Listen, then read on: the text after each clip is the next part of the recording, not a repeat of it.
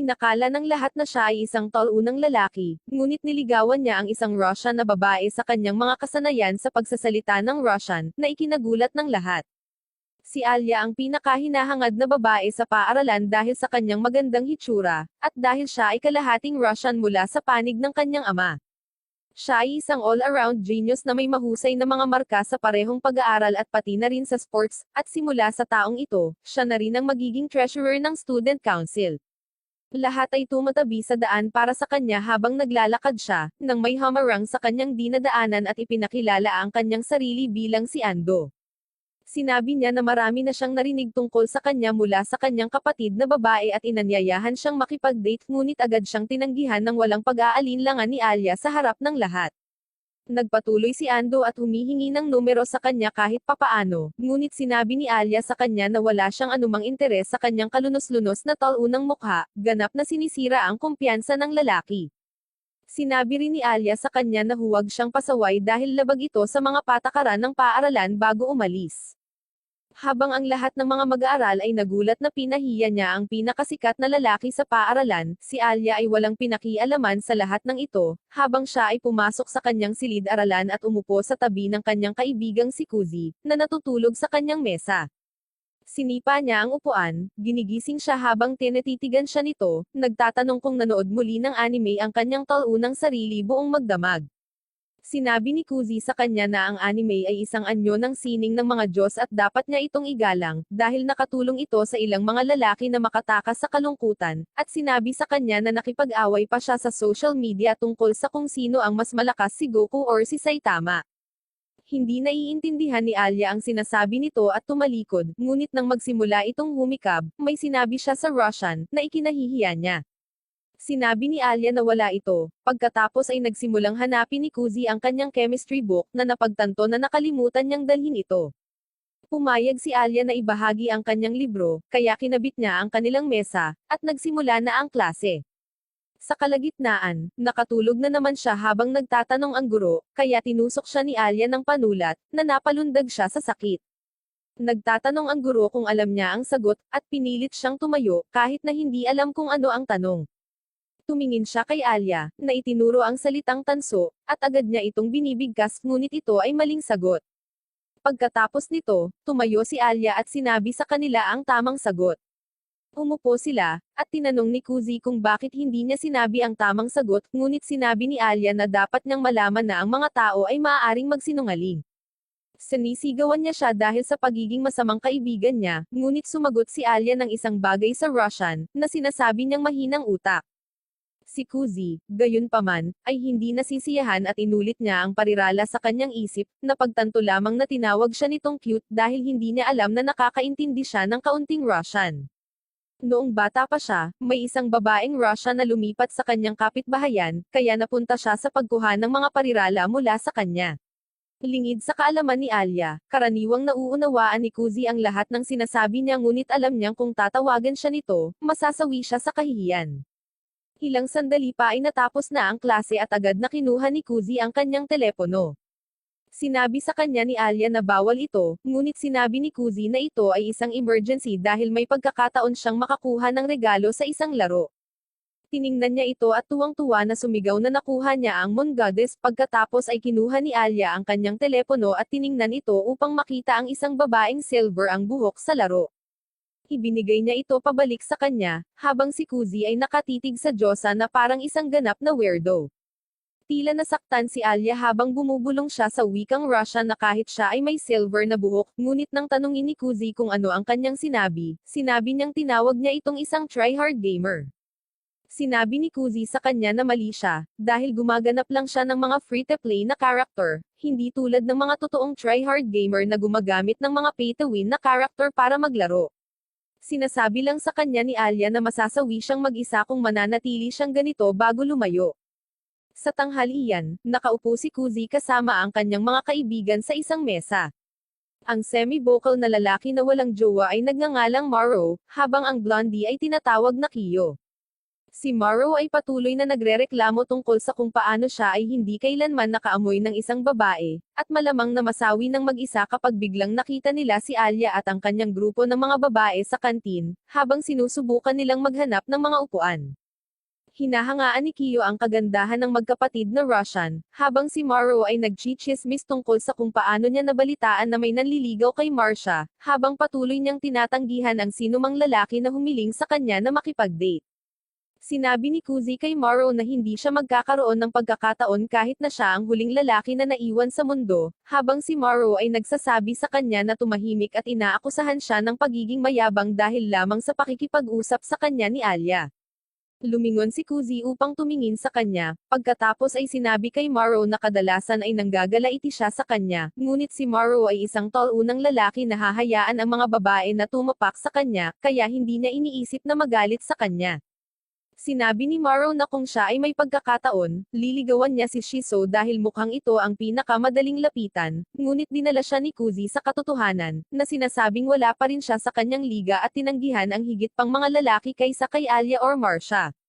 Lumingon si Kuzi upang makita sina Alia at Shiso na naglalakad ng magtama ang kanyang mga mata kay Shiso na ngumiti sa kanya at nagtanong kung maaari ba siyang umupo dito. Sumang-ayon siya, at agad na umupo si Shiso sa tabi niya habang si Alia ay nakaupo sa tapat ng mesa, mukhang medyo masungit at dismayado. Nagsimulang kausapin ni Shiso si Kuzi tungkol sa kanilang mga katulad na pinili na ramen, at kung paano nila iniisip na ang ramen ay dapat gawing mas maanghang, habang si Alia ay tumitingin sa kanyang omelet at nagsimulang sumimangot. Tinanong niya si Kuzi kung kilala nila ni Shiso ang isa't isa, at sumagot si Shiso na magkakilala na sila mula pagkabata nang magkasama silang pumasok sa preschool, at naging magkaibigan na sila mula noon. Tinanong ni Kuzi si Shiso kung kaibigan ba niya si Alia, ngunit inaangkin niya na hindi pa, ngunit sana ay maging magkaibigan sila sa lalong madaling panahon, habang si Alia ay nakatingin sa ibaba at sinasabing hindi siya tatutol. Hindi nagtagal, lumayo ang dalawang third-wheeler sa mesa habang sinabi ni Morrow kay Kuzi na kunin ang mga numero ng dalawang ito at umalis kaagad. Lumapit si Shiso kay Kuzi, na iniinis si Alia habang sinisimulan niyang tanungin si Kuzi kung gusto nitong sumali sa council dahil inalok siya nito ng posisyon. Tumanggi si Kuzi, na sinasabing wala siyang anumang interes, ngunit nagpatuloy si Shiso, na sinasabing magiging angkop siya sa kanyang sarili at kay Alia. Bukod dito, mayroon din siyang karanasan bilang vice-presidente noong middle school. Nagpagulat ito kay Alia, ngunit sinabi ni Kuzi na noong panahong iyon, siya ang vice-presidente habang si Shiso ang presidente, ngunit ito ay dahil lamang sa bawat presidente ay kailangang magkaroon ng kapareha sa kanila na maaaring maging vice-presidente. Lumingon si Kuzi kay Alia at sinabi sa kanya na sa kabila ng kanyang hitsura, alam pa rin niya kung paano tapusin ang trabaho, ngunit tila naiinis si Alia habang iniinom niya ang kanyang inumin, na sinasabi sa Russia na alam na niya iyon at hindi na kailangan ng kanyang tol-unang sarili na sabihin ito sa kanya. Pagkatapos ng tanghalian, nagpaalam si Shiso, naiwan sina Alia at Kuzi, at agad na tinanong ni Alia kung close sila. Sumagot si Kuzi na magkaibigan sila at nagtanong kung bakit mukhang nagulat si Alia. Sinabi ni Alia na hindi niya akalain na may isang babae ang gustong maging kaibigan ng isang tol-unang lalaki, ngunit itinuro ni Kuzi ang kanyang daliri sa kanya, na sinasabing siya ay isang babae at kanyang kaibigan. Natigilan si Alia at sinabing kaibigan nga niya ito bago umalis na sinasabing may nakalimutan siya sa opisina. Nang maglaon ng gabing iyon, napanaginipan ni Kuzi ang tungkol sa kanyang pagkabata at ang babaeng Russian na nakakasama niya araw-araw, habang tinuturuan siya nito kung paano magsalita ng kaunti sa Russian. Wala siyang alam na Japanese, kaya napilitan si Kuzi na mag-aral ng Russian para lang makausap siya. Nagising siya mula sa panaginip na may malungkot na mukha nang mapagtanto niya na sa puntong ito, hindi na niya maalala ang kanyang pangalan. Pagkatapos noon, hindi na siya natulog at sa halip ay nagpasya siyang tumungo sa paaralan, kung saan natapos niya ang paglilinis ng lahat sa kanyang silid-aralan. Pagdating ni Alia, nagniningning na ang classroom habang sinasabi sa kanya ni Kuzi na maaga siyang nagising at walang magawa. Naglakad siya papunta sa kanyang desk, at napansin ni Kuzi na may mantsa siya sa kanyang medyas. Ipinaliwanag ni Alia na habang naglalakad, nasagasaan ng isang truck ang isang putik at nag-splash ito sa kanya, ngunit mayroon siyang dagdag na medyas, kaya hindi na ito mahalaga. Pagkatapos noon, tumingin siya kay Kuzi at tinanong kung ayaw niya talagang sumali sa student council. Napabuntong hininga na sumagot si Kuzi na wala nga siyang interes sa student council. Medyo dismayado ang hitsura niya, ngunit pagkatapos ay inalis niya ang kanyang medyas at napansin niya na agad na umiwas ng tingin si Kuzi. Nagpasya siyang guluhin siya ng kaunti at sinabihan siyang magdala ng ekstrang medyas mula sa kanyang locker. Umiwas siya ng tingin at kinuha ang medyas sa locker, ngunit sinabihan siya ni Alia na ilagay ito sa kanyang mga paa. Nagulat siya doon, ngunit sinabi ni Alia na ito ay dapat na isang treat para sa isang tol-una na tulad niya, at napagtanto ni Kuzi na ito ay talagang isang treat. Nang biglang, nagsalita si Alia sa wikang Russian tungkol sa kung paano rin ito isang treat para sa kanya, at nagulat si Kuzi dito. Sinimula ni Kuzi na unawain ang kanyang pag-uugali, at iniisip kung siya ay isang perfectionist na gumagamit ng Russian pagkasama niya upang makaramdam ng kaunting kalayaan, or isang uri lamang ng exhibitionist. Kahit papaano, lumuhad siya at hinawakan ang mga paa nito, na ikinagulat ni Alia, na hindi niya akalain na gagawin niya ito. Nagsimula si Alia na umikot palayo, ngunit mahigpit nitong hinawakan ang kanyang mga paa at dahan-daang isinusuot ang medyas. Habang hinihila ito pataas, hindi niya sinasadyang nahawakan ang mga hita nito, na nagdulot sa kanya ng mabilis na sipa sa mukha, na nagpatambo sa kanya. Habang si Alia ay bumangon at kumori pa ng takbo palayo. Sa paglaon ng araw na iyon, nag-text siya sa kanyang Mobile Legends forum tungkol sa kung paano siya maaaring magkaroon ng isang bagay para sa mga paa, kapag napansin niya na si Alia ay tila galit pa rin. Lumabas siya, at sinundan siya nito, agad na humihingi ng paumanhin para sa kanyang mga aksyon. Humarap si Alia at sinabi sa kanya na siya talaga ang may kasalanan, habang nasipa niya ito, at sinusubukang hawakan ang leeg nito, nagtatanong kung nasaktan siya. Agad na napaatras si Kuzi, na sinasabing wala siyang dapat ihingi ng paumanhin dahil ipinakita niya sa kanya ang isang bagay na hinahangad ng mga kalalakihan. Biglang na-realize ni Alia ang sinasabi nito, habang si Kuzi naman ay nagtataka kung bakit ang hina niya mag-isip. Kahit na pagkatapos noon, yumuko siya at pinasalamatan siya para sa nakamamanghang tanawin, na nagdudulot sa kanya ng suntok sa mukha ni Alia, na nagpatambo sa kanya. Nagsimulang tumakbo palayo si Alia, tinawag siyang isang tol-unan sa Russian, ngunit hinabol niya ito, sinusundan siya habang sinasabi niya sa kanya na umalis. Pagkaraan ng ilang sandali, naabutan niya ito at inalok ang paborito niyang inumin bilang alay ng kapayapaan. Humigop siya at nagtanong sa Russian kung gusto niya din ng inumin. Natigilan si Kuzi at nagkunwaring hindi naiintindihan ang sinabi nito, habang si Alia ay ngumingiti at sinasabi sa wikang Russian na naipahayag niya ang kanyang damdamin sa Russian, na hindi niya maintindihan. Samantala, nakatayo doon si Kuzi na iniisip na alam niya ang Russian, ngunit nagpa siya na ilihim muna sa ngayon para makita kung ano ang tunay niyang nararamdaman. Lumipas ang ilang araw ng isang hapon, tinawagan ni Shiso si Kuzi at hiniling na tulungan niya itong linisin ang silid ng konseho. Nag-aatubili siyang sumang-ayon, dahil ang kanyang tamad na sarili ay hindi sanay sa pag-eehersisyo, ngunit nakipagkita siya sa kanya ng hindi alintana, at nagsimula silang mag-usap. Nang biglang, nagpakita si Alia mula sa likod ng ilang mga kahon, mukhang medyo naasar nang makita ang closeness ni Shiso at Kuzi. Napagtanto ni Kuzi na tiyak na itinakda ni Shiso ang buong bagay na ito para guluhin siya, dahil alam niyang gusto siya ni Alia.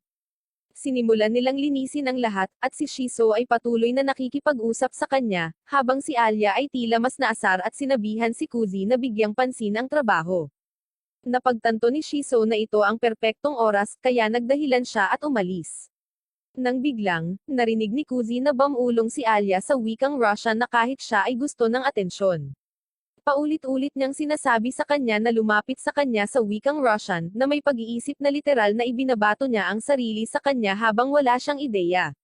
Samantala, iniisip ni Kuzi kung anong uri ng pag-iisip ang nagsasalita ng lantaran. Sa kabutihang palad para sa kanya, mabilis na naayos ang natitirang trabaho, at aalis na sana siya nang biglang bumukas ang pinto at pumasok ang isang matangkad na senior sa silid, nagulat nang makitang malinis na ang lahat.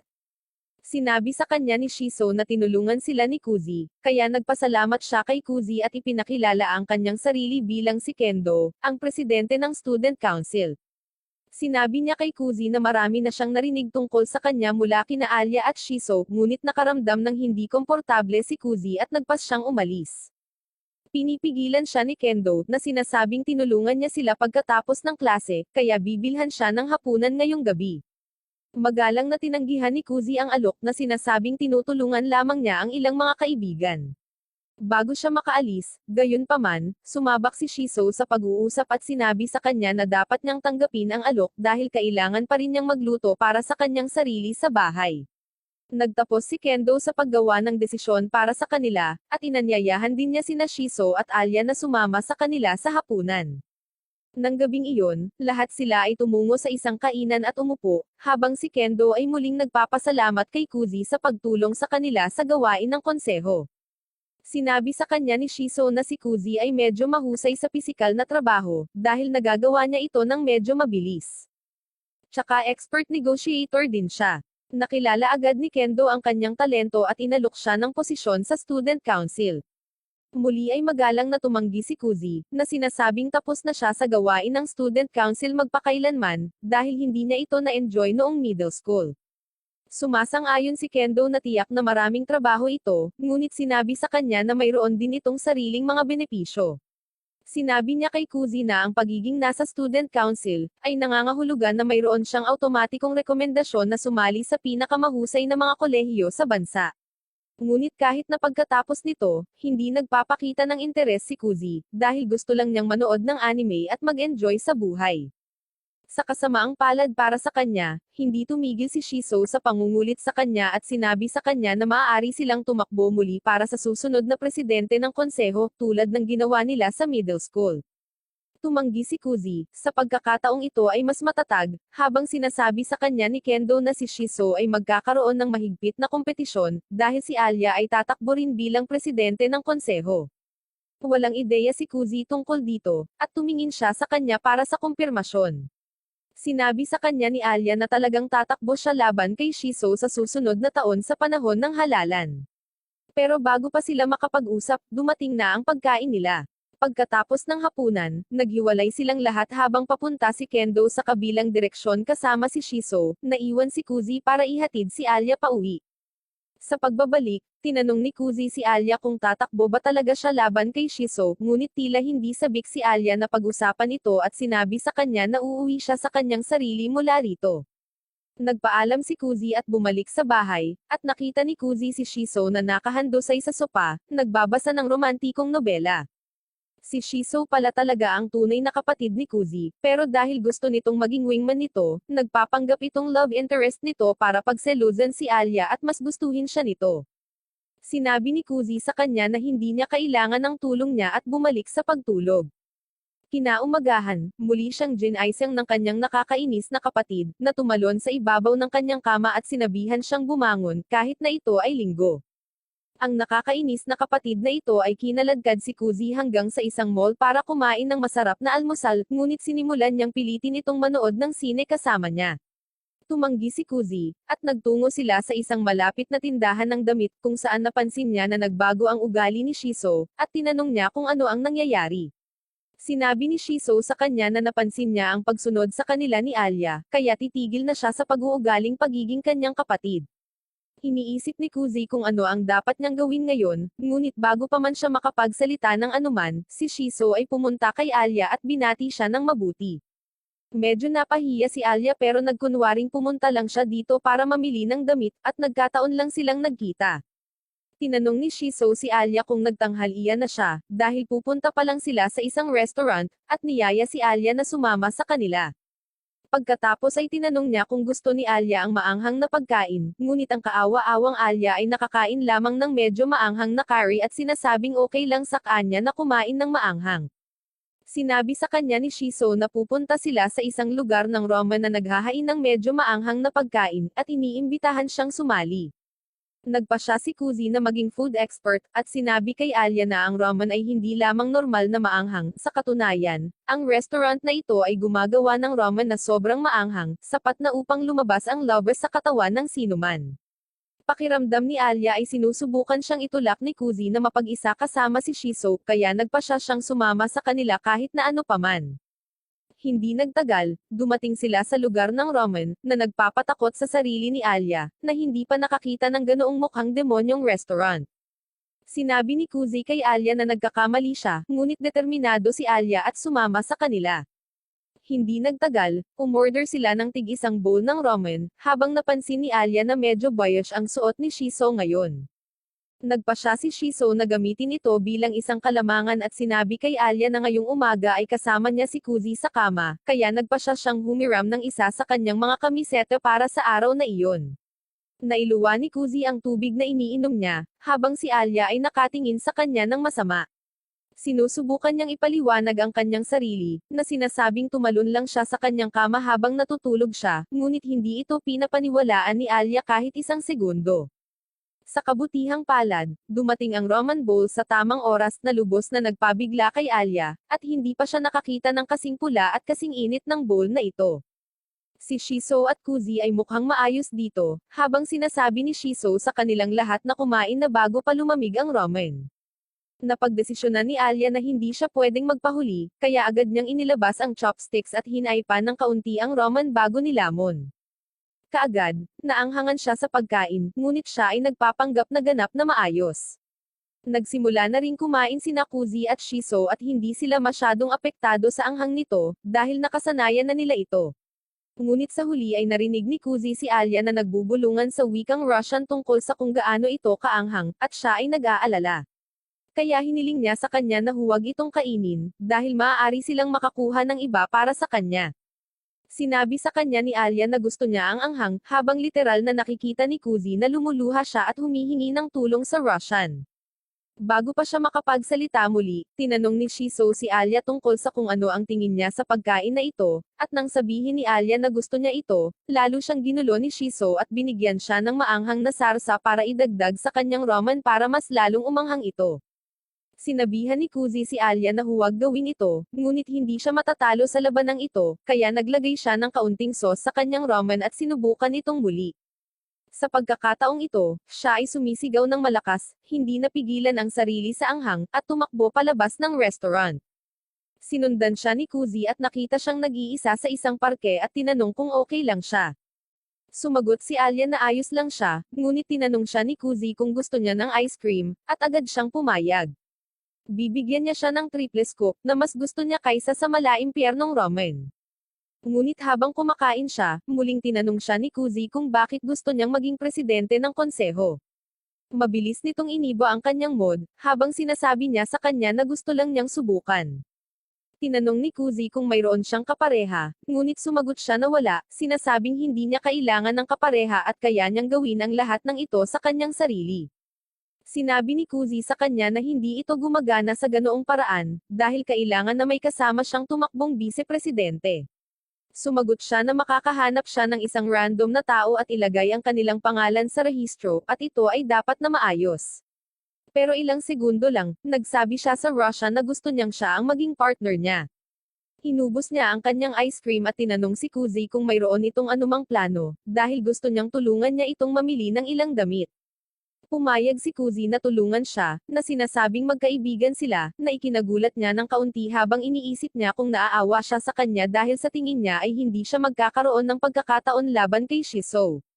Galit si Alia na pumasok sa changing room, determinadong guluhin ang kanyang isipan gamit ang kanyang fashion sense, ngunit nanlamig ang mga paa nito, na iniisip, paano kung wala siyang reaksyon. Lumabas parent siya sa changing room, at laking gulat niya nang makita siya ni Kuzi. Pinuri niya agad ito, na sinasabing ang damit ay nagpapaganda pa sa kanya kaysa karaniwan. Ito ay nagpabalisa kay Alia habang tahimik niyang isinasara ang mga kortina, at nagsimulang magpanik, habang sa kabilang panig, maging si Kuzi ay nagsimulang makaramdam ng hiya sa mga nakakakilabot na linya na kasasabi niya lang. Nagpasya si Alia na ipagpatuloy ito, kaya sinimulan niyang palitan ang kanyang mga damit isa-isa, na nagbibigay ng full-on na fashion show kay Kuzi, na pinupuri ang bawat damit sa kanya, na nagpapagaan sa kanyang pakiramdam. Sa wakas ay nagpasya si Alia na subukan ang isang bagay na medyo mas revealing, at binuksan ang mga kurtina upang mag-post para lamang makita na dumating na rin si Shiso. Tahimik siyang umatras, at isinara ang mga kurtina bago nakaramdam ng hiya at gustong gumapang sa isang butas. Nang gabing iyon, magkasama silang bumalik sa tren, ngunit si Alia ay nahihiya pa rin para makipag-usap. Sa wakas, dumating na ang tren sa istasyon ni Shiso at Kuzi, kaya nagpaalam sila sa kanya at bumaba ng tren. Nagsimulang mahiya si Alia sa pagsusuot ng ganoong kasuotan, na iniisip na baka isipin ni Kuzi na easy to get siya, nang bigla niyang napagtanto na pareho silang bumaba sa iisang istasyon. Habang nagpapasya siya kung susunod sa kanila or hindi, noong gabing iyon ay bumalik si Alia sa bahay na medyo nalungkot, ngunit agad siyang sinunggaban ng kanyang sariling kapatid, na yumakap sa kanya at nagtanong kung kumusta ang kanyang araw. Tamad na sumagot si Alia na ayos lang bago lumipat sa kanyang silid. Si Marcia, gayunpaman, ay hindi madaling nalinlang at tinanong si Alia kung may nangyari dahil hindi siya kumikilos tulad ng dati niyang sarili. Huminga ng malalim si Alia at sinabing kakauwi niya lang matapos makigpakita kay Kuzi at sa kanyang childhood friend. Agad na nagsimulang ngumiti si Marcia, nang mapagtanto niya na ito ay tungkol sa isang lalaki at tinanong si Alia kung gusto niya ito. Agad namang ipinagtanggol ni Alia ang sarili sa pagsasabing wala siyang ganoong nararamdaman para sa kanya, at sinasabing magkaibigan lamang sila at wala nang iba. Nagsimulang tumawa si Marcia at nagtanong kung paano ninakaw ng lalaking ito ang kanyang puso, kung isasaalang-alang na hindi niya kailanman nagustuhan ang pakikipagkaibigan sa sinumang lalaki, at palagi niyang nais na maging perfectionist ang kanyang mga kaibigan. Napagtanto niya na tama si Marcia, tulad ng 6 na taon na ang nakalipas, noong nasa Russia pa siya, nakakuha sila ng group project tungkol sa pag-aaral ng mga ins at out ng mga lokal na negosyo. Sabik niyang hinati-hati ang pangkatang gawain sa kanyang mga kaibigan at mahigpit na plinano ang lahat, dahil gusto niyang ang kanilang ulat ay ang pinakamahusay sa klase. Perpektong sinunod niya ang schedule at nanggolekta ng data sa ilang negosyo ng mag-isa noong linggo, ngunit nang bumalik siya sa paaralan noong Lunes, nalaman niyang wala sa kanyang mga kaibigan ang nagsimulang mag-isip tungkol dito. Nabalisa siya at sinabi sa kanila na ang ulat ay magtatagal para masulat, ngunit ang kanyang mga kaibigan ay tila walang pakialam, na sinasabing mayroon silang isang buong linggo upang gawin ito. Biglang napansin ng Blondie ang kanyang work notebook at kinuha ito, na sinasabing literal na nakasulat si Alia ng isang buong sanaysay. Sinabi nila sa kanya na magpahinga, dahil ito ay isang takdang aralin sa paaralan, ngunit si Alia ay isa sa mga perfectionist na hindi pwedeng mag-relax, kaya sinabi niya sa kanila na seryosohin ito. Nagre-resulta ito sa kanyang pakikipagtalo sa Blondie, na nagsasabi sa kanya na gawin ito ng mag-isa kung gusto niyang maging isang perfectionist, at umalis. Mamaya sa gabing iyon, si Alia ay nananatiling gising sa gabi at patuloy na nagsusulat ng ulat at patuloy na ginagawa ito araw-araw, hanggang sa wakas ang mga resulta ng mga ulat ay inihayag. Ibang grupo ang nauwi sa panalo dahil mas cohesive ang kanilang report, habang pinipigilan ni Alia ang kanyang mga luha, hawak-hawak ang kanyang group work na ginawa niyang mag-isa. Noong araw na iyon, habang naglalakad pa uwi na nangingilid ang luha sa kanyang mga pisngi, nagpasya siya na mula ngayon, hindi na siya aasa kahit kanino dahil lagi siyang bibiguin ng mga ito kahit anong mangyari. Pagkatapos nito, naging kwalipikado siya para sa isang napakahirap na pagsusulit at inilipat sa Japan, kung saan sa unang araw, nagtapos siya sa pagbibigay ng talumpati sa seremonya, na agad siyang naging paborito. Pagkatapos ng assembly, nang magsisimula na ang klase, napansin niya sa unang pagkakataon si Kuzi na natutulog sa kanyang mesa nang walang pakialam sa mundo. Ginaisang niya ito, na sinasabing magsisimula na ang klase, at mahinang sinabi ni Kuzi sa kanya na ang kanyang pananalita ay kahanga-hanga. Pinakilala ni Alia ang kanyang sarili sa kanya, na ine-expect niya na lahat ng tao sa super prestihiyosong school na ito ay magiging perfectionist tulad niya. Dahan-daang nasa ire ang kanyang expectation nang mapansin niyang karamihan sa mga mag-aaral dito ay mga tamad din, at higit sa lahat, si Kuzi ang pinakamalaking tamad, hindi kailanman nagdadala ng mga tamang libro, palaging nasa likod sa pisikal na edukasyon, at literal na natutulog sa buong klase sa matematika. Di nagtagal, nagsimulang bumalik si Alia sa kanyang dating sarili at hindi nakikipag-usap sa iba dahil binaygo siya muli ng mga ito. Hindi nagtagal, nagbabago ang mga panahon, at dumating ang festival ng paaralan. Lahat sila ay naghahati-hati sa mga tungkulin at sinimulang gawin ito, ngunit kahit na pagkatapos na nasa huli sa lahat ng aspeto, ang mga mag-aaral ay kalmado lang tungkol dito at umuwi, habang si Alia ay nagtatrabaho ng overtime sa pagtahi ng banner, dahil pakiramdam niya ay nag-iisa siyang muli. Muli niyang nasaktan ang sarili at naglagay ng band-aid nang biglang bumukas ang pinto at pumasok si Kuzi sa silid.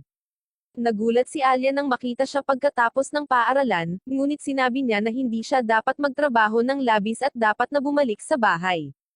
Si Alia sa puntong ito ay medyo masungit, at sinasabi sa kanya na isipin ang sarili niyang gawain dahil marami siyang trabahong dapat gawin, ngunit sinabi ni Kuzi sa kanya na huwag mag-alala dahil inayos na niya ang lahat. Gumamit siya ng ilang koneksyon para makakuha ng pahintulot na mag-overnight sa paaralan. Nagkaroon din siya ng ilang kaibigan sa handicraft club at kinumbinsi silang tumulong din sa gawaing pagdiriwang, kaya ngayon ay marami na ang makakatulong.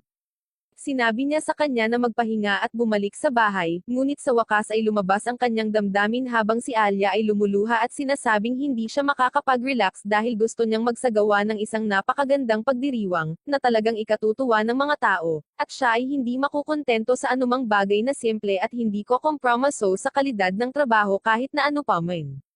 Sinabi ni Kuzi sa kanya na inilalagay niya ang lahat ng kanyang pagsisikap sa mga maling lugar. Sinabi niya na inilalagay niya ang lahat ng kanyang pagsisikap na gawin ang lahat ng mag-isa, ngunit kung siya ay mas matalino, itutuon niya ang lahat ng kanyang atensyon sa pagkumbinsi sa iba na magtulungan, na makakabawas sa core goddess sa kanya pati na rin ang lahat ng mga estudyante. Tumayo si Alia at lumabas ng kwarto, habang iniisip kung ano ang problema ng lalaking iyon. Ang susunod na araw, gayunpaman, ay isang kabuuang pagbabago mula sa kung ano ang kanyang pakikitungo, bilang si Kuzi sa paano man ay nagudyok sa lahat na gawin ang kanilang makakaya para sa pagdiriwang, at nagsimula silang magkaroon ng daan-daang mga ideya para sa mga atraksyon. Nagsimula silang manatiling huli sa paaralan, magsaya at magtrabaho ng sama-sama, at dahan-dahan, nagsimulang muling mag-open up si Alia sa kanyang mga kaklase. Dumating sa wakas ang araw ng pagdiriwang, at ito ay naging isang kabuuang hit, dahil ang kanilang atraksyon ay nagtatapos sa pagkapanalo ng pinakamahusay na atraksyon sa award ng paaralan sa malaking margin. Sa wakas ay natapos ang pagdiriwang sa isang sayaw ng mag-aaral, kung saan nakita ni Alia si Kuzi na nakaupong mag-isa. Tinanong ni Kuzi kung bakit hindi siya sumasayaw, dahil ang lahat ng mga lalaki ay gustong sumayaw kasama niya, ngunit sinabi ni Alia na ayaw niyang sumayaw sa ngayon dahil ang bawat lalaki ay patuloy na kinukulit siya tungkol dito.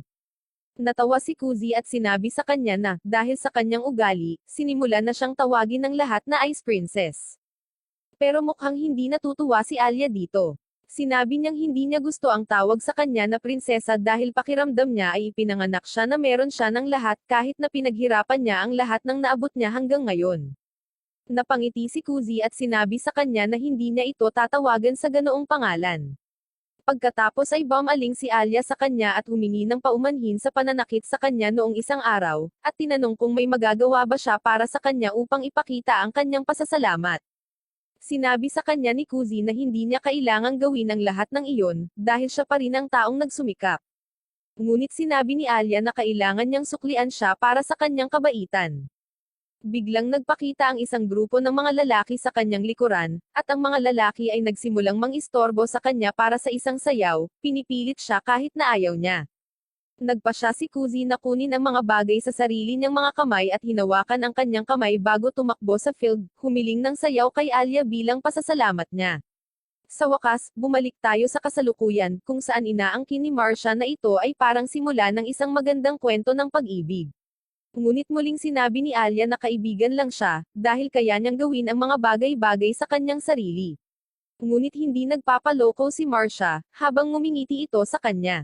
Kinaumagahan, pumunta si Kuzi sa konseho ng mga mag-aaral upang i-cover si Shiso, dahil hindi siya dumating noong araw na iyon. Doon, nakipagkita siya kay Marcia, na nagsabi kay Kuzi na marami na siyang narinig tungkol sa kanya at gusto niya ng tulong sa pamimili ng mga supply. Sumang-ayon si Kuzi, at agad itong nagpasalamat sa kanya at hinawakan ang kanyang kamay.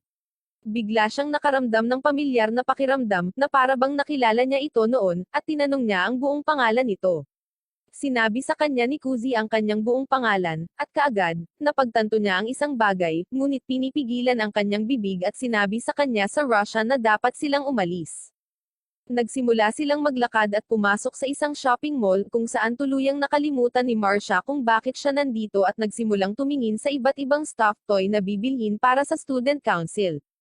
Bumili siya ng ang plushie at nagsimulang tumingin sa isang leon na may suot na salamin para sa pangulo ng konseho, ngunit sinabi sa kanya ni Kuzi na hindi siya magiging isang malaking tagahanga. Nagsisimula silang maglakad pabalik nang pumasok siya sa isang tea shop para subukan ang ilan sa kanilang tsaa, At habang tinitikman ni Marcia ang iba't ibang uri ng paraan ng paggawa ng serbesa, biglang naalala ni Kuzi kung paano naghiwalay ang kanyang mga magulang noong bata pa siya. Nagpasya siyang manatili sa kanyang ama, ngunit napili ni Shiso ang kanilang ina, na pinilit na mahiwalay ang magkapatid sa isa't isa. Bigla siyang bumalik sa realidad, at nakita niya si Marcia sa harap niya, na mukhang nag-aalala. Sinabi nito sa kanya na mukhang nasasaktan ito, at agad siyang niyakap habang hinahaplos ang buhok nito. Ito ay lubos na nagpabigla kay Kuzi, dahil nararamdaman niya ang isang alon ng nostalgia na sumalubong sa kanya habang siya ay nagtataka kung bakit sobrang pamilyar ng pakiramdam nito at nakaka-relax. Ang kanyang session ay mabilis na natapos, gayunpaman, dahil siya ay nasusunog ng mainit na tasa ng tsaa habang nagtataka pa rin kung bakit ang pagyakap ni Marcia ay nagpapaalala sa kanya ng kanyang pagkabata.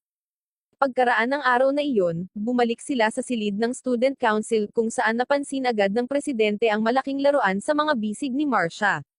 Sinabi niya sa kanya na ang student council ay hindi dapat maging isang lugar para maglagay ng malalambot na mga laruan, ngunit mukhang walang pakialam si Marcia tungkol dito at patuloy na sinasabi sa kanya na gusto niyang makakuha siya ng isang leon. Lumakad ang Pangulo sa mga shopping bag, natatakot sa kung ano pa ang maaring binili ni Marcia, ngunit sa kabutihang palad, ang natitirang mga bagay ay mga ordinaryong gamit sa paaralan, na nagdudulot sa kanya ng kaunting ginhawa. Pinasasalamatan niya si Kuzi sa pagtulong sa kanila na bumili ng mga supply, dahil hindi niya pinagkakatiwalaan si Marcia na mamili ng mag-isa, at lubos itong nauunawaan ni Kuzi, dahil alam niyang gagawin ni Marcia na isang kabuoang theme park ang silid ng konseho kung hahayaan siyang mag-isa. Muling sinabi ng Pangulo kay Kuzi na dapat niyang pag-isipang muli ang kanyang desisyon na sumali sa Student Council, dahil kailangan nila ng mga taong may kakayahang tulad niya, at mukhang sumang-ayon si Marcia, dahil sinasabi niya na dapat man lang siyang sumali sa kanila sa papel. Nagtanong si Kuzi kung bakit napakahilig nilang isama siya sa council, at sumagot ang presidente na sa tingin niya ay may espesyal na talento si Kuzi sa pag-aayos ng mga bagay, na napakahalaga para sa isang student council.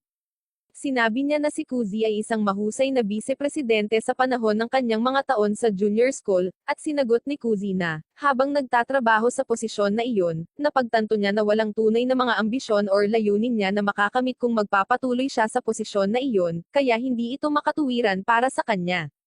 Sinabi sa kanya ng Pangulo na ang mga layunin ay hindi kailangang 100% na nakahanay sa layunin ng pagtatrabaho ng buong kahusayan. Sinabi niya na sumali siya sa Student Council hindi dahil gusto niyang baguhin ang paaralan para sa mas mahusay, ngunit dahil gusto niyang makuha ang puso ng babaeng gusto niya. Inilabas niya ang kanyang telepono at ipinakita kay Kuzi ang larawan ng isang chubby na lalaki, na mukhang insecure. Sa una, hindi nakilala ni Kuzi ang chubby na lalaki, ngunit sinabi ni Kendo na ito ay walang iba kundi siya 2 taon na ang nakakaraan. Nagulat si Kuzi sa hindi kapani-paniwalang glow-up transformation, habang sinabi sa kanya ni Kendo na 2 taon na ang nakakaraan, siya ay isang talunan na may masamang mga marka at walang talento sa anumang sports, ngunit pagkatapos ay nahulog siya sa isang magandang babae na nagngangalang Sara, ang vice-presidente. Ngunit napakalayo niya sa kanyang liga, kaya nagpasya siyang pagbutihin ang kanyang sarili upang maging isang mabuting match bilang isang kasintahan para sa isang babae tulad ni Sara.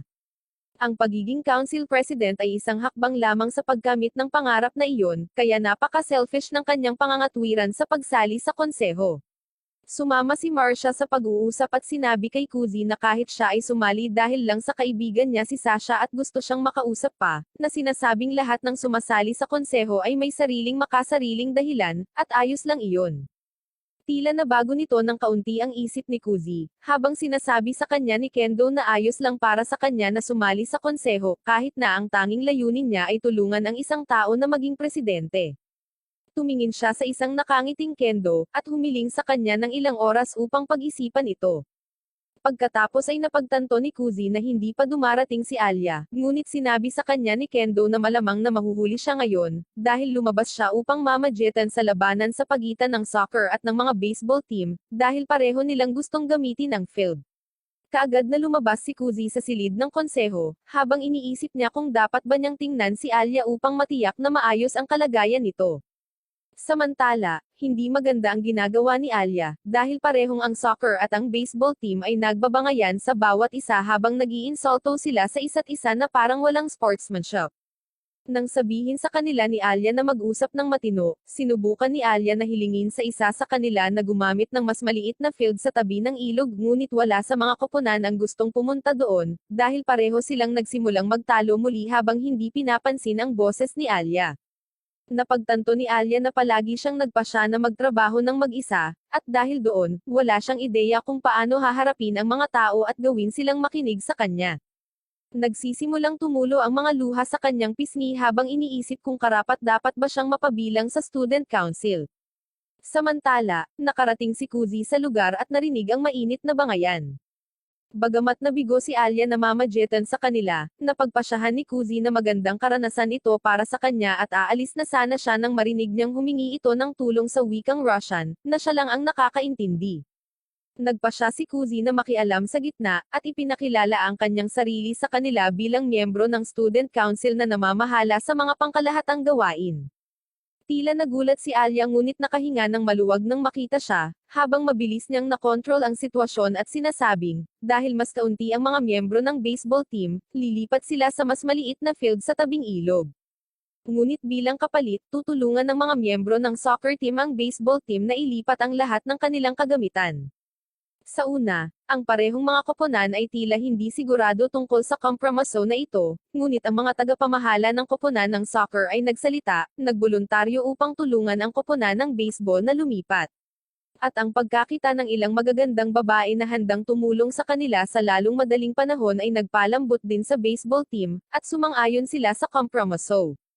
Kinagabihan, parehong nagsimulang maglakad pabalik sina Kuzi at Alya, habang si Kuzi ay humihingi ng paumanhin sa paglalagay ng kanyang sarili sa pagitan ng kanyang mga gawain. Sinabi ni Alya na nagustuhan niya na tinulungan siya ni Kuzi sa bangayan na iyon, at nagtanong kung alam niya na ang mga manager ay magpapasya na tulungan ang baseball team. Napangiti si Kuzi at sinabing ang kapitan ng baseball team ay kasalukuyang nakikipag-date sa manager ng football team, at iyon ang dahilan kung bakit hindi siya masyadong nagsasalita, dahil gusto niyang tulungan ang kanyang kasintahan. Samantala, nalilito ang manager kung ano ang gagawin, dahil alam niyang sobra-sobra ang hinihingi ng soccer team. Sinabi niya na binigyan lang niya sila ng gitnang daan palabas na alam niyang papayag ang kapitan ng baseball at ang manager, at gumana ang plano. Tumingin sa kanya si Alya, humanga na naisip at napansin niya ang maraming bagay na ito nang makasalubong nila si Kendo, na nagtatanong kung naayos na ba ang lahat. Agad na napagtanto ni Kuzi na plinano ni Kendo ang lahat ng ito sa simula pa lang, habang hinihiling niya kay Kuzi ang kanyang desisyon tungkol sa konseho. Huminga ng malalim si Kuzi at sinabi sa kanya na handa na siyang sumali sa student council, na ikinagulat ni Alya, habang sinabihan siya ni Kendo na pumunta kaagad sa council para kunin ang kanyang join ng form. Nang maglaon ng gabing iyon, nang magsimula silang maglakad pabalik, tinanong ni Alya si Kuzi kung sasali ba siya sa konseho para tulungan si Shiso na maging bagong presidente, at tinanong ni Kuzi kung ano ang gagawin niya kung magpasya itong tulungan siya. Huminga ng malalim si Alya at sinabi sa kanya na hindi siya outraged at lalabanan siya para maging bagong presidente, kaya napangiti si Kuzi. Sinabi niya sa kanya na nagpasya siyang tulungan siyang maging bagong presidente at hindi si Shiso. Dahil dito ay nagulat si Alya, habang ipinangako ni Kuzi na tutulungan niya itong maging presidente ng konseho anuman ang mangyari at inialok sa kanya ang kanyang kamay. Pinunasan ni Alya ang mga luha niya at hinawakan ang kamay nito bago ngumiti sa kanya, na biglang nagparamdam sa puso ni Kuzi nang hindi pa niya nararamdaman simula noong nakilala niya ang blonde na babae noong kabataan niya. Biglang pinisil ni Alya ang kanyang kamay, nagtatanong kung may ibang babae siyang iniisip ngayon, na nagpapawis kay Kuzi, na nag-iisip kung ano ang sasabihin sa sitwasyong ito. Tinanong niya siya kung iniisip niya si Shiso, at agad niyang tinanggihan ito, ngunit sa palagay niya ay nagsisinungaling siya at naghatid ng isang mahigpit na sampal, na nagpabagsak sa kanya sa sahig. Pagkatapos ay lumapit siya sa kanya, at tinulungan siyang makatayo bago sila magsimulang maglakad pabalik ng magkasama. Sa daan, nag-uusap sila tungkol sa pang-araw-araw na buhay, paggawa ng mga biro at pagsasaya. Nang sa wakas ay nakarating na sila sa apartment ni Alya, at dumating na ang oras para magpaalam, tinanong ni Alya kung masakit pa rin ba ang kanyang pisngi, ngunit sinabi ni Kuzi na medyo masakit lang ito ng kaunti, ngunit dapat ay maayos na siya dahil mayroon siyang karanasan sa pagsampal ng mga babae. Nagpasya si Alia na ibsan ang ilan sa sakit habang lumalapit siya sa kanya, at naglapat ng isang mabilis na kiss sa kanyang pisngi, na nagpa-blush sa kanya habang siya ay lumalayo, na sinasabing iyon ay isang friendly kiss lamang. Hindi makapaniwala si Kuzi sa nangyari habang nakatayo siya na tulale, nagtataka kung bakit pinaglalaroan ng babaeng Russian na ito ang puso niya ng ganito. Nagsisimula siyang bumalik sa bahay, at nabalisa sa pag-iisip niya ng mga corny na sinabi niya kay Alia. Nagtataka siya kung ano ang dahilan kung bakit siya nasasabi ang mga bagay na iyon, ngunit kasabay nito, sinasabayan din ito ni Alia nang hindi nagpipigil. Iniisip ni Kuzi kung mahal ba talaga siya nito at totoo ang lahat ng panliligaw sa wikang Russian, ngunit hinampad niya ang kanyang sarili, ipinaalala sa kanyang sarili na si Alia ay higit pa sa kanyang liga, at hindi siya dapat umasa. Bumalik siya sa bahay at napagtanto na kung ang buong araw na ito ay isang setup para mapasali siya sa student council, dapat kasama rito si Shiso, kaya pumasok siya sa madilim na bahay para harapin siya. Natagpuan niya siya sa banyo, habang nagsisimula siyang magdiwang dahil ang isang eksena ng pagpasok ng kanyang kapatid ay hindi nangyari sa kanilang buhay. Sinisigawan siya ni Kuzi na hindi ito nangyari dahil hindi naman kailangan, pero diretsyong sinabi ni Shiso na gusto ng mga tagahanga ng anime ang ganitong eksena. Pumasok sila sa silid ni Kuzi kung saan sinimulan niyang patuyuan ang kanyang buhok at itinanong kung nagawa ba siya ng presidente or ni Marcia na sumali sa konseho. Nag-aalinlangan siyang tumugon na sumali nga siya sa konseho, ngunit may catch.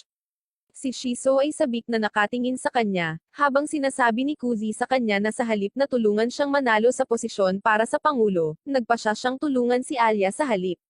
Nagkaroon ng panandaliang katahimikan kung saan mukhang malungkot si Shiso, ngunit nagkukunwari lang siya, dahil iyon ang buong plano niya.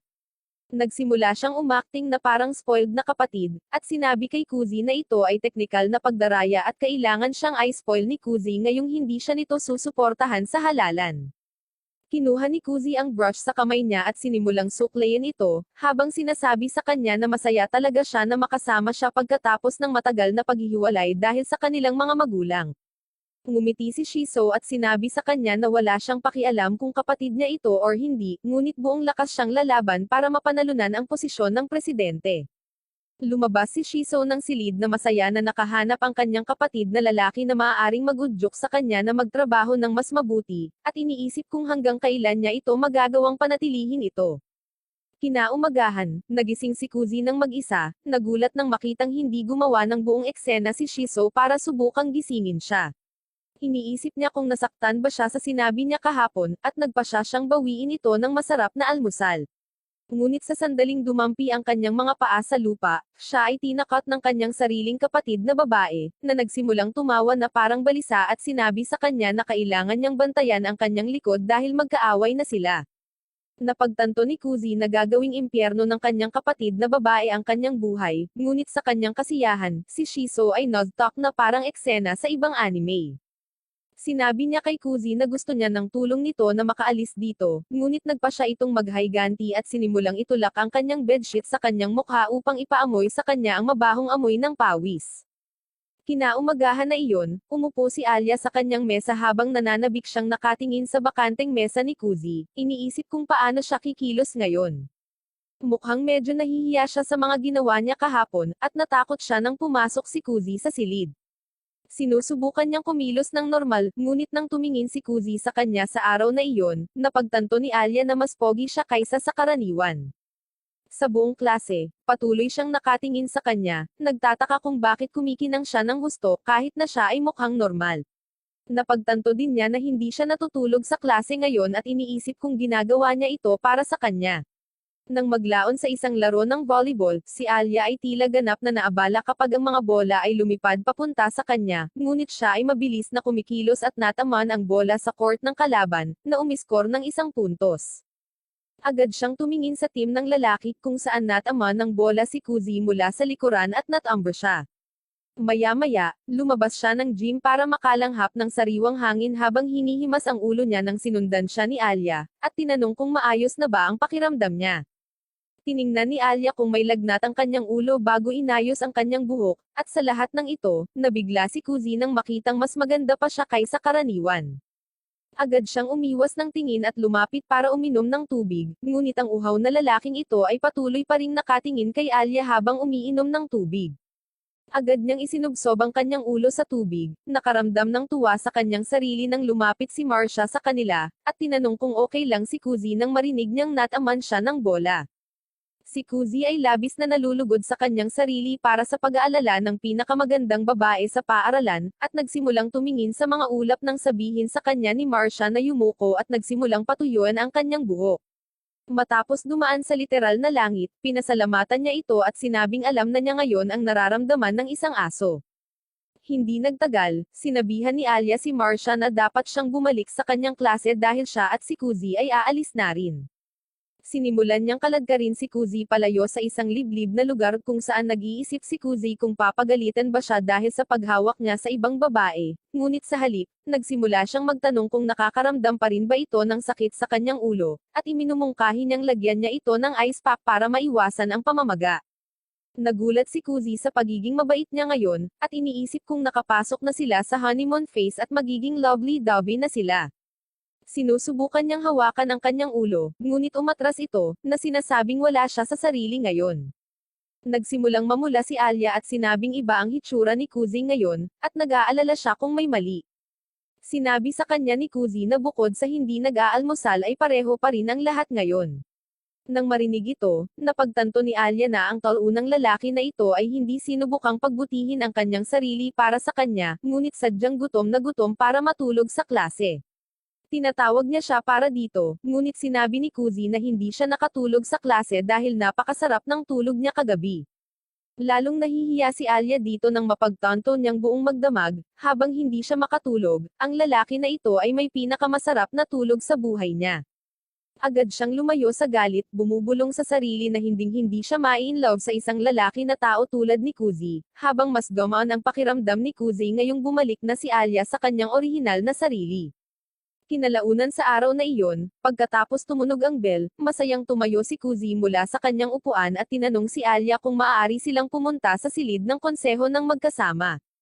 Bumangon si Alia nang walang sabi-sabi at nagsimulang maglakad na parang naiinis sa kanya, pero alam ni Kuzi na moody lang siya at wala nang iba.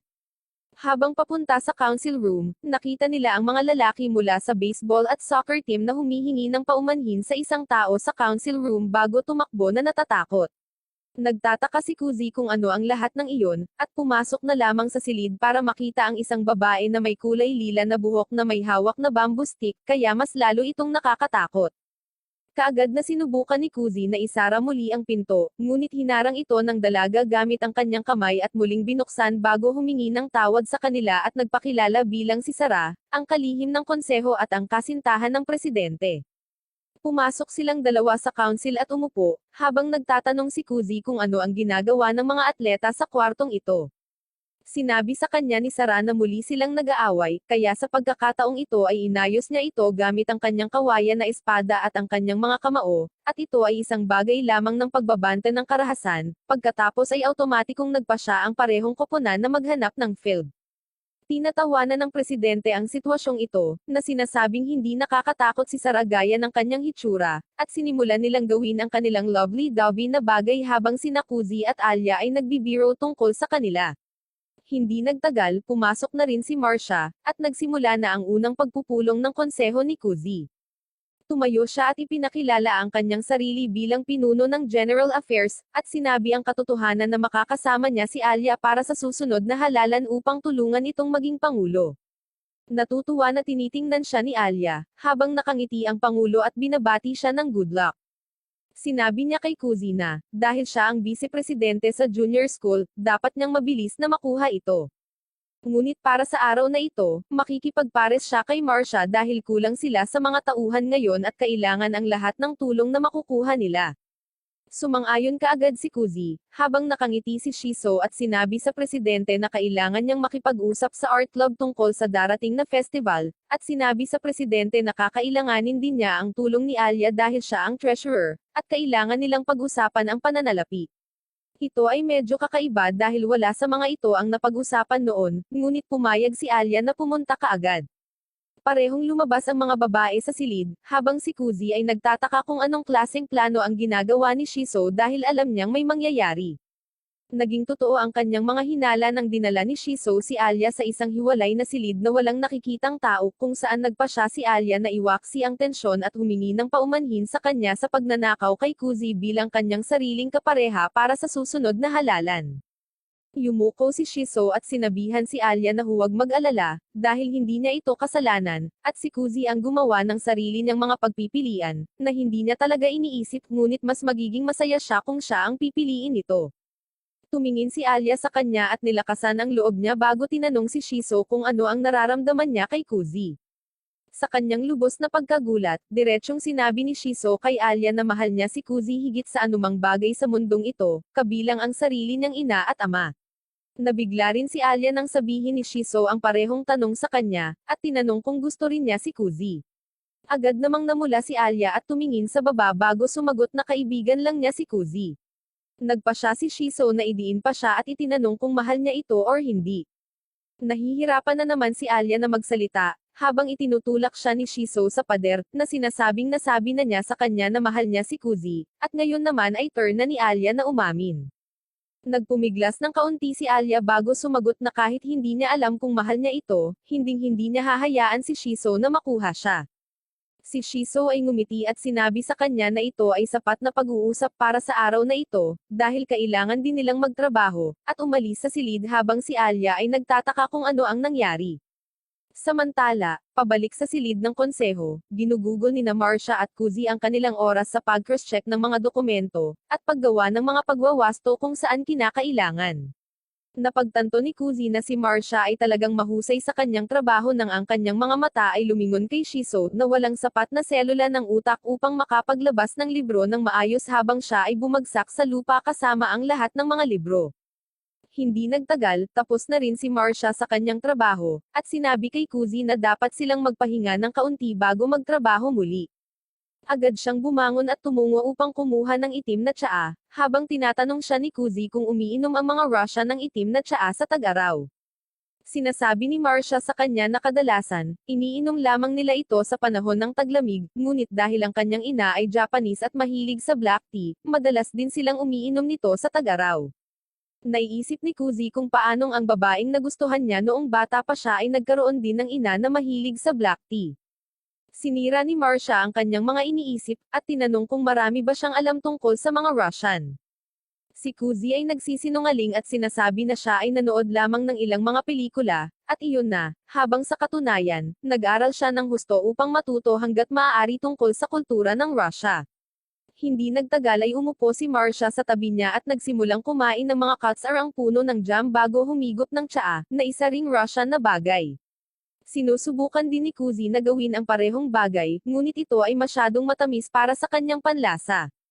Hindi nagtagal, bumalik din sina Shiso at Alia mula sa kanilang gawain, at agad na nagtakda si Marcia na gumawa din ng tsaa para sa kanila. Si Alia ay mukhang medyo masungit ngunit inilagay ang kanyang upuan malapit kay Kuzi at umupo, nagtatanong kung may problema siya. Agad na tumingin si Kuzi kay Shiso at napagtanto na gumawa siya ng ilang bagong trick sa pagkakataong ito, at iniisip kung ano ang mangyayari. Masayang tinanong ni Marcia si Alia kung nakatagpo ba siya ng mga lalaking gusto niya at gustong pakasalan, ngunit umiling si Alia bago mahinang bumulong sa Russia na masyadong maaga para sa kasal. Tumingin si Kuzi sa kanya nang inilapag ni Marcia ang isang malaking plato ng jam sa kanyang harapan, na sinimulan niyang kainin ng pagalit. Hindi nagtagal, pinaalis silang lahat ng pangulo, at nagsimulang maglakad si Kuzi pauwi kasama si Alia habang papalubog na ang araw. Nagtataka siya kung ano ang sinabi sa kanya ni Shiso, dahil mukhang stress na stress siya, at nagpa siya na gumawa ng isang bagay tungkol dito. Inaanyayahan niya si Alia sa isang maliit na kafe, na sinasabing dapat nilang pag-usapan ng kaunti ang tungkol sa kanilang halalan sa pagkapangulo dahil wala silang gaanong oras sa paaralan. Bumulong si Alia sa wikang Russian, nagtatanong kung date ba ito, na ikinamula ni Kuzi, ngunit nagkunwaring hindi niya ito naiintindihan at pumasok sa kafe kasama niya. Umupo sila, at kumuha siya ng 2 smoothies para may post niya ito sa social media, nang magpas siya si Kuzi na tugunan si Alia sa silid at itinanong kung may nangyari sa kanila ni Shiso. Binigyan niya siya ng isang inis na tingin at sinabi sa kanya na walang nangyari, na nagpapasigurado lamang sa kanya na si Shiso ay gumawa ng trick sa kanya. Biglang tinanong ni Alya si Kuzi kung nililigawan ba niya si Shiso pero diretsyong itinanggi ito ni Kuzi, na sinasabing makikipag-date siya sa sarili niyang ina bago makipag-date kay Shiso. Si Alya ay tumingin sa kanya na may kaina-hinalang hitsura, kaya nagpa siya si Kuzi na huminahon at sinabi sa kanya na si Shiso ay hindi tulad ng ibang babae at inosente gaya ng kanyang hitsura, at ipinangako na siya ay nakikigulo at nanonokso lang sa kanya. Ito ay nagpapakalma ng kaunti kay Alya, habang si Kuzi ay nagsasabi sa kanya na kailangan nilang gawin ang tungkol kay Shiso dahil tulad nito, tiyak na matatalo sila sa halalan. Medyo naiinis ang tingin sa kanya ni Alya, ngunit sinasabi ni Kuzi na ito ang katotohanan. Ipinaliwanag niya na kadalasan, mas marami ang mga kandidato na sumusubok na lumaban para sa isang halalan, at pagkatapos ng isang pangkalahatang pagpupulong kung saan ang mga kandidato ay dapat magkaroon ng walang utak na debate tulad ng ibang kandidato, kalahati ng mga kandidato ay humihinto dahil napagtanto nilang sila ay walang anumang suporta. Pagkatapos, sa wakas, ang nangungunang tatlong kandidato ay pinili upang tumakbo sa halalan, at sa kanila, isa ang mapipili. Sa kasamaang palad, sa pagkakataong ito, iniisip ng lahat na si Shiso ang mananalo bilang default, at dahil doon, walang sino man ang interesado na tumayo laban sa kanya. Habang nagmonolog si Kuzi, si Alya ay lubos na nadidistract sa katotohanan na kahit na mag-isa lang sila sa isang kafe, hindi man lang siya nahihiya na kumilos ng kaunti, na para bang pumupunta siya dito kasama ang iba't ibang mga babae araw-araw. Kinagat ni Alya ang kanyang straw, bago siya nagpas siyang mag-stress eating sa harap niya. Medyo nagulat si Kuzi dito, at sinira nito ang kanyang iniisip, habang nagpa siya si Alya na ito na ang oras upang hilahin ang klasikong hakbang ng pagbabahagi ng parehong kutsara. Tinatanong niya kung gusto ni Kuzi na kumagat ngunit kapag tinanggihan niya, sinabi pa rin niya sa kanya na kumain ng isang kagat. Iniabot niya ang kutsara habang humihingi siya ng ibang kutsara, ngunit sinabihan siya ni Alya na tumahimik at buksan ang kanyang bibig, dahil ang mga bagay na ito ay napaka-normal sa Russia. Tiningnan ni Kuzi ang kanyang mukha at napagtanto na malinaw na nagsisinungaling siya, ngunit ibinuka niya ang kanyang bibig at natutuwa sa unang hindi direktang kiss na naranasan niya.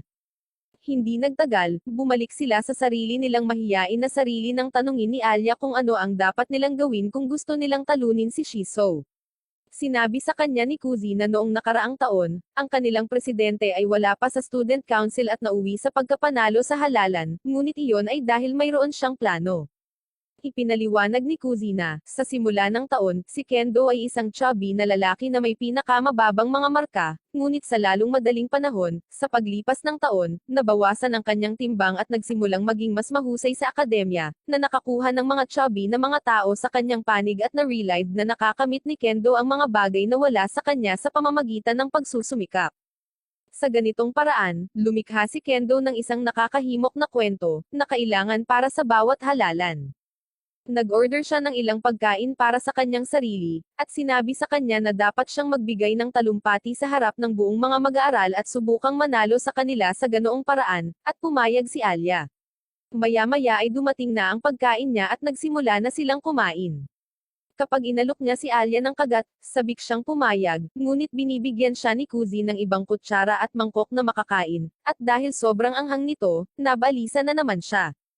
Habang naglalakad pabalik sa gabi, tinanong ni Alya si Kuzi kung may ideya ba siya kung sino ang makakasama ni Shiso, at ang sagot ni Kuzi ay hindi na siya dapat mahirapan sa paghahanap ng kapareha dahil sikat siya, ngunit sinabi niya na kung pipiliin niya si Tanji bilang ang kanyang kapareha, napakahirap para sa kanila na manalo.